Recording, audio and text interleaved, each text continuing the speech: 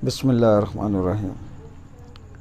शुरू अल्लाह ताला के बाबरकत नाम से जो बड़ा मेहरबान और नहायत रहम फरमाने वाला है। सामने मोहतरम, आज का दौर जो है अफरा तफरी का, जल्दबाजी का दौर है, जिसमें क़ुव्वत बर्दाश्त लोगों की ख़त्म होती जा रही है।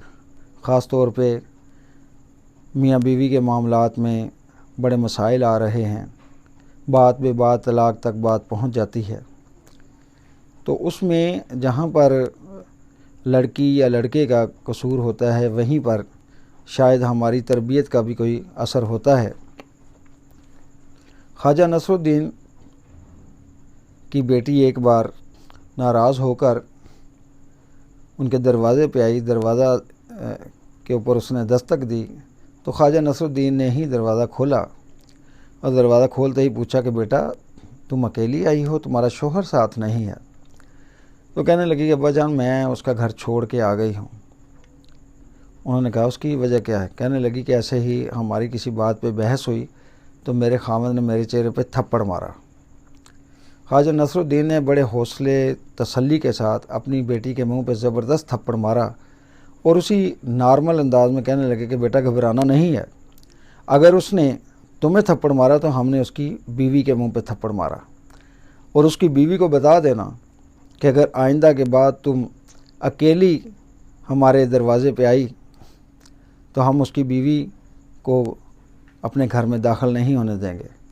चूँकि वो ख्वाजा नसरुद्दीन की बेटी थी, समझ गई कि वालिद ने पसंद नहीं किया कि मैं शोहर का घर छोड़ कर आई हूँ, और वो वापस चली गई।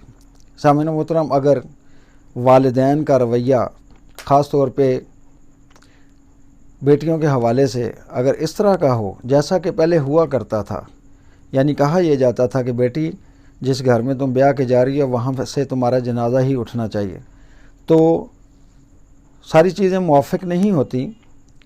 लेकिन बेटियां जो होती थी अपने माँ बाप की लाज रखने के लिए बहुत सारी ज़्यादतियों को बर्दाश्त कर लिया करती थी।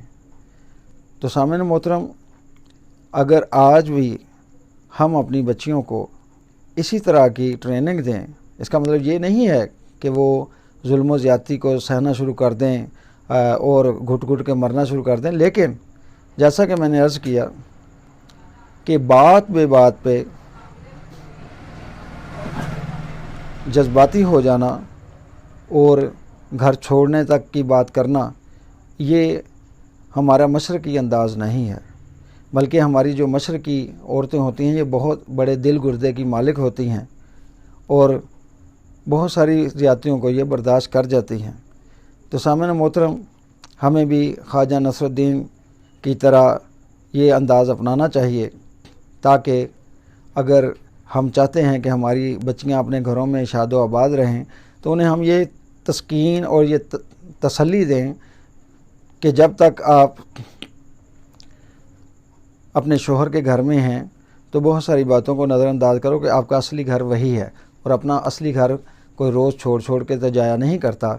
अल्लाह तबारक ताला हमें इन बातों को समझने की